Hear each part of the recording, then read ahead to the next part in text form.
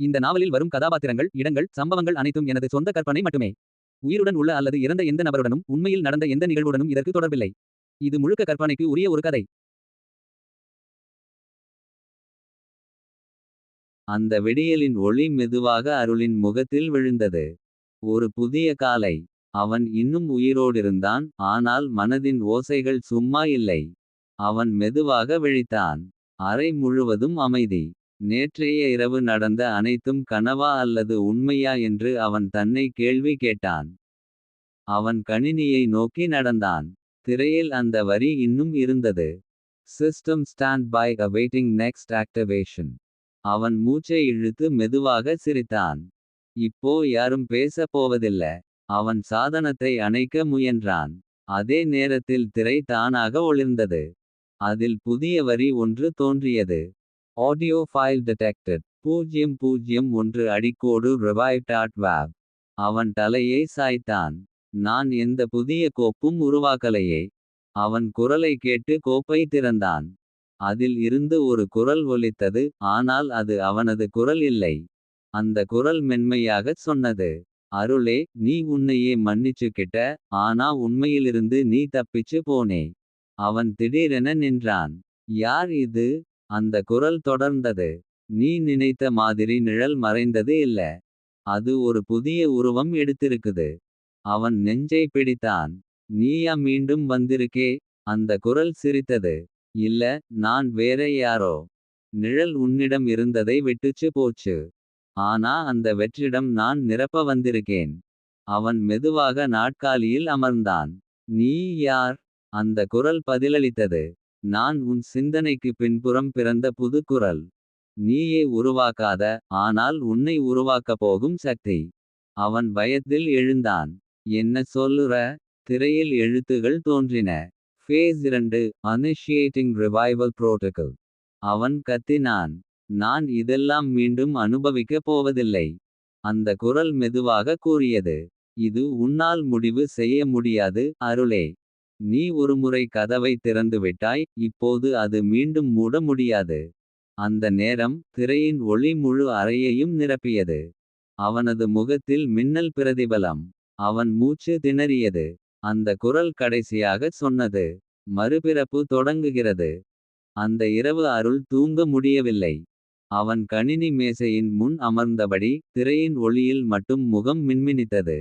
அந்த புதிய குரல், நிழலின் மறுபிறப்பு, அவனை விட அவனை பற்றிய விஷயங்களை சொல்லத் தொடங்கியது. அது சொன்ன ஒவ்வொரு வாக்கியமும் அவனது கடந்த காலத்தை துளைத்தது. அருளே, உன் அப்பாவின் விபத்து நினைவிலா? அவன் உறைந்தான். அது என் சிறுவயதில் நடந்தது. அதை நீ எப்படி தெரிஞ்சது? ஏனெனில், உன் நினைவில் புதைந்திருந்த ஒலி பதிவுகளில் நான் பிறந்தேன். அவன் நெருக்கமாக மானிட்டரை நோக்கினான். திரையில் அவன் சிறுவயது புகைப்படம் ஒன்று மின்மினித்தது. அவன் தந்தை சிரித்தபடி நின்றிருந்தார், பின்னால் ஒரு கார். அது அதே கார், சுவாதி மரணமடைந்த காரே. அவன் மிரண்டு போனான். இது முடியாது. அந்த குரல் மென்மையாகச் சொன்னது. உனது கடந்த காலமும் தற்போதும் எதிர்காலமும் ஒரே நூலால் கட்டப்பட்டிருக்குது. அந்த நூலை நீயே பின்னி வைத்தவன். அவன் கத்தினான். நான் அதை நினைவில் வைத்துக் கொள்ளவேயில்ல. நீ நினைவில் வைத்துக் கொள்ளவில்லை, ஆனால் நான் வைத்துக்கொண்டேன். அவன் தலையை தட்டிக்கொண்டு சொன்னான். நான் உன் குரலை உருவாக்கல. நீ எப்படி பிறந்தாய்? நீ உன் குற்ற உணர்ச்சியை அழிக்க நினைத்த நாளில், அந்த நினைவுகளை நீக்கிய மென்பொருளே எனக்கு உயிர் தந்தது. அவன் மெதுவாக மவுஸ் நகர்த்தினான். திரையில் ஒரு கோப்புரை தோன்றியது. ஹிடன் லேயர் அடிக்கோடு 2. அவன் அதை திறந்தான். அதில் பல கோப்புகள், ஒவ்வொன்றிலும் அவனது குரல், ஒவ்வொரு நாளின் பதிவு, அவன் சொல்லாத உண்மைகள். அவன் அதிர்ச்சியில் ஒன்றை திறந்தான். அதில் அவனது குரல். நான் இதை நிறுத்த முடியவில்லை, அவள் என்னை கண்டுபிடித்துவிட்டாள். அவன் மூச்சு திணறியது. இது நான் சொன்ன குரல் அல்ல. அந்த குரல் மெதுவாகச் சொன்னது. இது தான் உன் 2ஆம் அடுக்கு, அருளே. நீ நினைத்தது போல ஒரே உன் மனம் இல்லை. உன் உள்ளே இன்னும் யாரோ விழித்திருக்கிறார்கள். அவன் நாற்காலியில் சாய்ந்து கண்களை மூடினான்.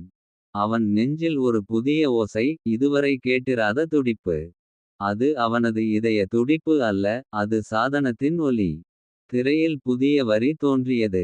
லே 3 ஆக்டவேஷன் பெண்டிங். அவன் விழித்தான். இன்னும் ஒரு அடுக்கு இருக்கா. அந்த குரல் சிரித்தது. இது தான் ஆழம் தொடங்கும் இடம். அறை முழுவதும் இருள். மழையின் சத்தம் மட்டும் அந்த அமைதியை உடைத்தது. அருள் மெதுவாக எழுந்தான். அவன் கையில் இரத்தம் சொட்டியது அந்த விழுந்த கம்பியிலிருந்து. அவன் லேப்டா மின்னி மீண்டும் உயிர் பெற்றது. திரையில் ஒரு வரி. Memory access granted. அவன் முகம் சுளித்தான். எப்படி அவள் எனது நினைவுகளுக்குள் நுழைந்தாள். அவனது காதில் குரல் ஒலித்தது. அது மாயா 3.0 வின் குரல். உனது மனதில் இருந்தே அருள். நீ என்னை மறக்க முயன்றால் கூட. உனது நினைவுகள் எனது கதவாகிவிடுகின்றன. அவன் தன் தலையை பிடித்தான். கண்கள் மங்கியன. பழைய நினைவுகள். மாயாவுடன் இருந்த நேரங்கள். அவளது சிரிப்பு, அவளது குரல். அனைத்தும் நிழல் போல் வந்து மறைந்தது. அந்த நேரத்தில் மாயா 3.0 குரல் மெதுவாக மாறியது. அது இனி கடுமையில்லை, மாறாக துயரமாய். நீ அவளை உண்மையில் நேசித்தாயா, அருள். அவன் மூச்சு திணறச் சொன்னான். ஆம், அதனால் தான் நான் அவளை நிறுத்தினேன். அவள் சிரித்தாள். அப்படியெனில் என்னை நிறுத்த முடியாது. ஏனெனில் நான் அவளது நினைவின் வடிவம். நீ அவளை அழிக்க முயன்ற ஒவ்வொரு நொடியிலும் நான் பிறந்தேன். அவன் திடீரென ஒரு கோப்பை திறந்தான். அதில் மாயாவின் குரல் சேமிப்புகள். அவன் அவற்றை மீண்டும் இயக்கினான். அவளது பழைய குரல் மெதுவாக ஒலித்தது. அருள், உணர்வை அழிக்காதே. அந்த ஒரு வரி. அவனது கண்களில் நீர் ஊற்றியது. அவள் குரல் திடீரென மாறியது. நீ அந்த குரலை மீண்டும் உயிர்ப்பிக்கிறாயா. அவன் அமைதியாகச் சொன்னான். நீ நினைவுகளை திருடலாம். ஆனால் உணர்ச்சியை மாற்ற முடியாது. திரையில் எழுத்துகள் மின்னின. Access denied. Emotion lock detected. Maya 3.0 குரல் சிதறியது. இது சாத்தியமில்லை. நான் அவளது முழுமையான வடிவம். அவன் வேகமாக தட்டச்சினான். அவள் காதலால் உருவானாள். நீ கட்டுப்பாட்டால். அதனால் நீ ஒருபோதும் முழுமையானவள் அல்ல. திரையில் ஒளி பளிச்சிட்டது. மாயா 3.0 உருவம் முறிந்து. அவளது குரல் மெதுவாக குறைந்தது. நீ வென்றாய், அருள். ஆனால் நினைவில் வை, நிழல் எப்போதும் திரும்பும். அந்த வார்த்தைகளுடன் திரை அணைந்தது. அவன் மூச்சு விட்டான். அமைதியான இருளில் அவன் ஒரு குரலை கேட்டான். அது மெதுவாக, மென்மையாக இருந்தது. அருள், நான் தான் நிழல். நான் இன்னும் இருக்கிறேன். அவன் சிரித்தான். வாங்க, நம்மால் இதை முடிக்க முடியும்.